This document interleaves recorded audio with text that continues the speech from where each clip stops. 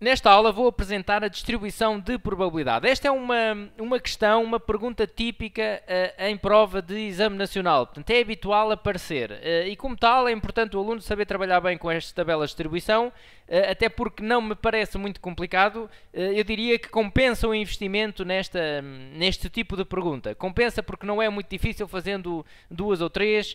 É claro que em todas as matérias poderemos encontrar perguntas de grau de dificuldade muito elevado, mas, regra geral, o que é mais habitual aparecer não é assim muito complicado. No final deste vídeo eu vou apresentar um exemplo prático que retrata um pouco a pergunta mais típica, mas depois teremos de fazer mais exercícios para ficar mais à vontade na matéria, não é? Antes da prática, vamos então perceber o que é uma distribuição de probabilidade. Bom, e uma distribuição de probabilidade eu posso começar por dizer que estará sempre associada a uma variável aleatória. Bom, então, o que é uma variável aleatória? E uma variável aleatória é uma descrição, é um relato de algo que se pode passar numa determinada experiência. Esta variável aleatória que eu estou a falar, a grande maioria das vezes é dada no enunciado. É uma determinada interpretação de uma experiência, algo que pode acontecer. Vamos supor, muito rapidamente, eu vou realizar a experiência de lançar 10 vezes um dado. Bom, nesta experiência eu posso definir muitas variáveis aleatórias, incluindo, por exemplo, a variável aleatória que representa o número de vezes que saiu par nesses 10 lançamentos. Por exemplo, é uma variável aleatória. Eu podia agora estudar esta variável aleatória. Poderia fazer a tabela de distribuição desta variável aleatória, ok? Esta como muitas outras. Bom, então uma distribuição de probabilidade está também sempre associada a uma tabela. Muitas vezes até se diz faz a tabela de distribuição. E é uma tabela que tem determinadas características que nós vamos agora ver, ok? Uma distribuição de probabilidade fica então definida por uma tabela onde figurem sempre os valores que a variável aleatória pode assumir em determinado contexto e as probabilidades de cada valor dessa variável aleatória. E, portanto, uma tabela de distribuição tem sempre esta estrutura. Tem sempre duas linhas. O número de linhas é fixo. Na primeira linha vamos colocar o valor que a variável aleatória pode assumir. Portanto, aqui na primeira célula colocamos x. X representará então a nossa variável aleatória. Pode ser também um y, depende do que nos é apresentado, não é?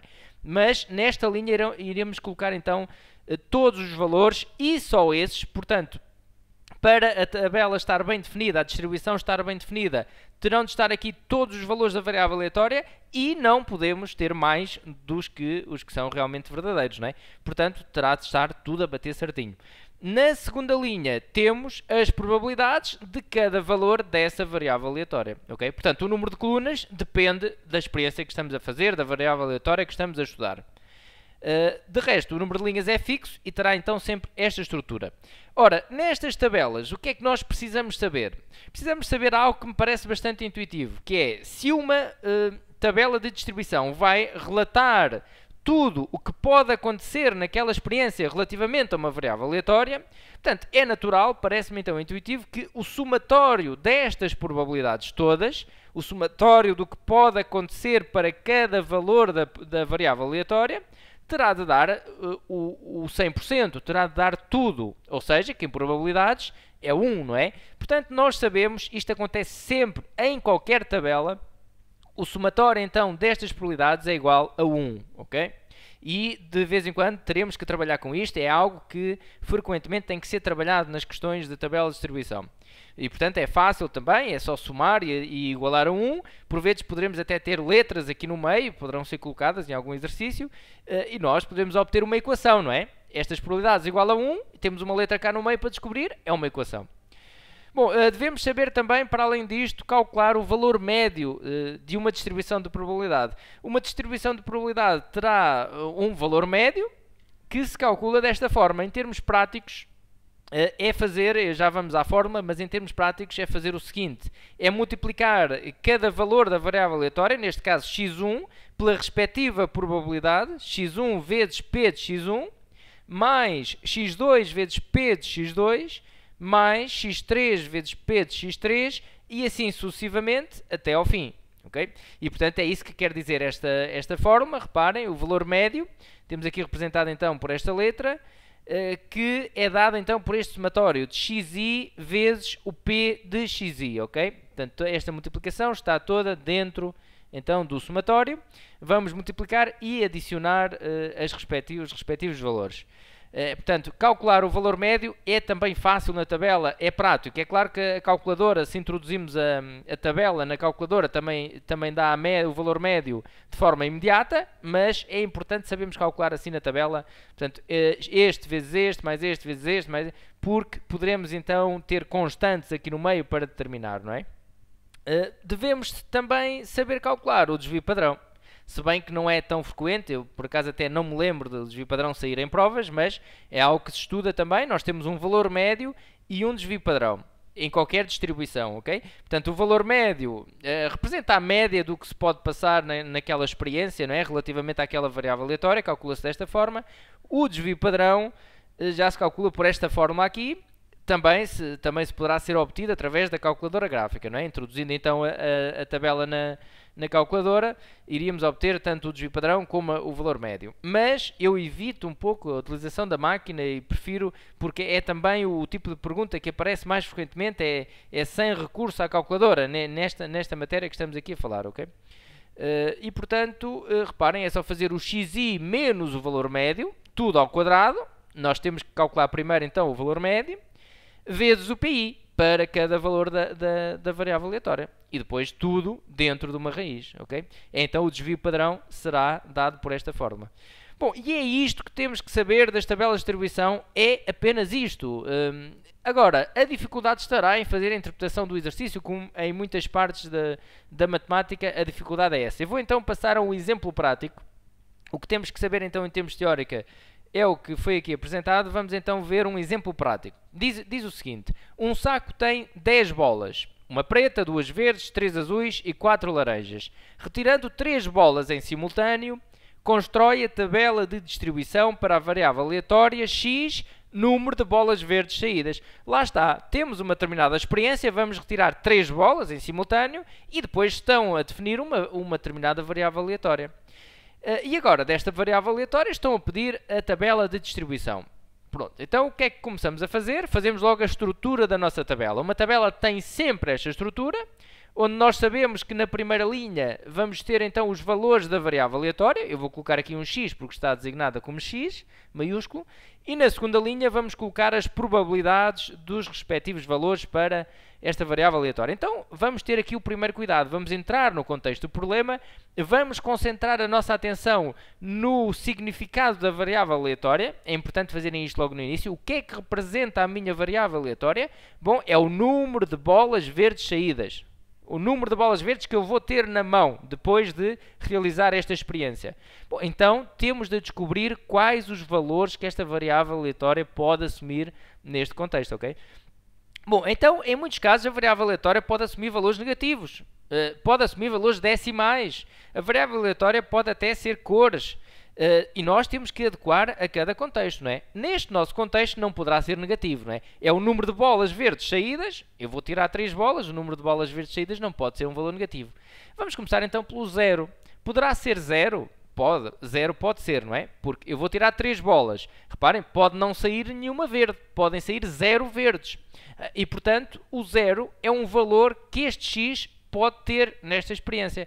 É um valor que este x pode assumir e portanto, vamos começar aqui pelo 0. O xi pode ser 0. Bom, pode ser número decimal, 0,5. Bom, isso não pode. É o número de bolas verdes saídas, não pode sair meia bola verde, não é? Meia bola verde não pode acontecer neste contexto, não faz sentido. E, portanto, esquecemos isso, passamos ao próximo número inteiro. E o próximo número inteiro é 1. Pode ser 1. O número de bolas verdes saídas pode ser 1. Eu vou tirar 3 bolas. Pode sair uma verde e podem sair 2 que não são verdes. Pronto, então pode ser 1, o valor da variável aleatória. Pode ser 2. Bom, também pode. Podem sair 2 verdes e pode sair outra que não é verde. Bom, então o 2 também é um valor possível para este x, para a minha variável aleatória. Bom, pode ser 3.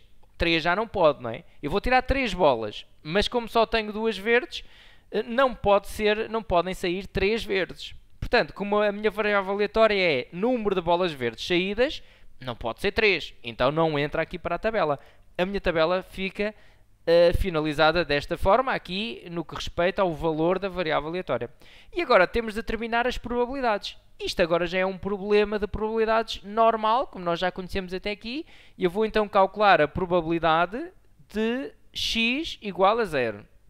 E agora tenho aqui um problema de probabilidades, vou fazer pela lei de Laplace, número de casos favoráveis sobre o número de casos possíveis, e vou analisar, bom, quais são os meus casos possíveis? Eu tenho 10 bolas, eu vou tirar 3 em simultâneo. Bom, não pressuponho que interessa a ordem neste exercício, então posso fazer uma combinação de 10, 3 a 3, não é? Porque estamos a tirar 3 em simultâneo e a ordem não interessa. Estes serão então os casos possíveis. Os casos favoráveis a saírem 0 bolas verdes. Portanto, o que eu quero agora é que saiam 0, é a probabilidade de saírem 0 verdes, porque a minha variável aleatória aqui é 0. Qual é a probabilidade então de saírem 0 verdes? Quais são os casos favoráveis? Bom, então para saírem 0 verdes, tem que sair 3 das outras. Quantas são as outras? Eu tenho 2 verdes, no todo são 10. Então as que não são verdes são 8, não é? Portanto, 3 e 1, 4, mais 4, 8. Uma preta, mais 3 azuis, mais 4 laranjas, dá 8. Ou seja, o que eu quero aqui é das 8 tirar 3. E assim tenho a certeza que não sai nenhuma verde. Ou seja, saem 0 verdes. Pronto, está calculada esta probabilidade. Ok? Vamos fazer o mesmo para a variável aleatória igual a 1. Qual é a probabilidade da variável aleatória ser igual a 1? Ou seja, qual é a probabilidade de o número de bolas verdes saídas ser 1? Bom, casos possíveis é igual, não é? 10, 3 a 3. Casos favoráveis a sair uma bola verde. Bom, então eu quero uma verde e... duas que não são verdes. Bom, duas que não são verdes podem ser pretas, azuis ou laranjas. Não são verdes. Pronto. Então, como é que vamos fazer isto? Uma verde. Das duas verdes quero uma. Uma combinação. Das duas verdes quero uma e, ou seja, vezes... Das que não são verdes, que são 8, não é? 4, 5, 6, 7, 8, quero 2. Portanto, 8, 2 a 2. Ok? E fica então assim calculada esta probabilidade. Poderíamos depois apresentar em fração irredutível ou em número arredondando, depende do que é que nos pediriam depois no enunciado. Eu aqui não vou fazer as contas, é só para colocar aqui então as combinações. 2, 1 a 1 vezes 8, 2 a 2.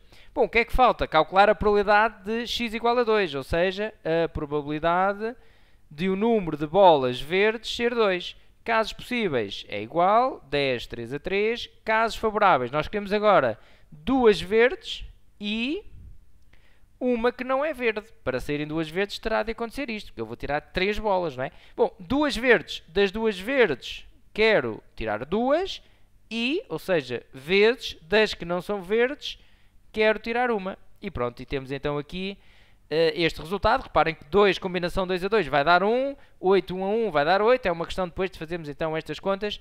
Não é o objetivo agora deste exercício estar aqui a trabalhar com as combinações. Era mesmo só para fazer a tabela de distribuição e para perceberem aqui como trabalhar uma tabela de distribuição. Agora, como podem reparar, poderão ser colocados inúmeros exercícios com uma tabela destas, não é?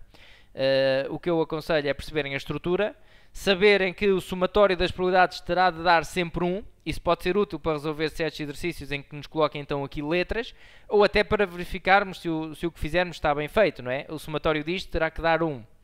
É importante também saber calcular o valor médio, principalmente, e portanto ficamos então por aqui. Vamos passar à prática, ok? Então, até uma próxima!